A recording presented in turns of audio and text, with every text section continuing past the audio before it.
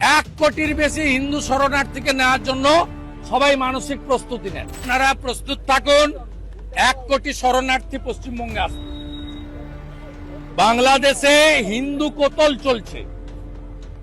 রংপুরের কাউন্সিলর নগর পরিষদে। আসসালামু আলাইকুম রহমতুল্লাহ। কলেজের ভাই, এটা ভিডিওটা কঠিন শেয়ার করতে হবে, না হলে বাংলাদেশের আকাশে কিন্তু এখনও কালো মেঘ আছে। এই দেখেন, উনি হলো বিজেপি নেতা শুভেন্দু অধিকারী।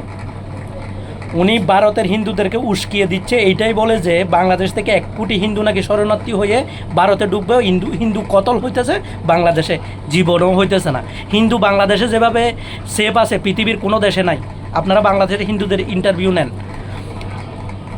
তো আমি ভারতের হিন্দুদেরকে বলবো, আপনারা এই যে দালাল, বিজেপির দালাল, শেখ হাসিনার দালালের কোনো ধরনের কথা শুনবেন না। উনি হলো বাটপার, উনি হলো বাটপারি করে ভারতের হিন্দুদের উস্কিয়ে দিচ্ছে। তো আমি বাংলাদেশের যদি কোনো ধরনের হিন্দুদের উপরে নির্যাতন জুলুম করে থাকে, ইনশাল্লাহ এটা প্রশাসন দেখবে। প্রশাসন যারা এই অন্যায় কাজ যদি করে থাকে তাদেরকে দৃষ্টান্তমূলক শাস্তি দেওয়া হবে বাংলার জমিনে। আসসালামু আলাইকুম রহমতুল্লাহ।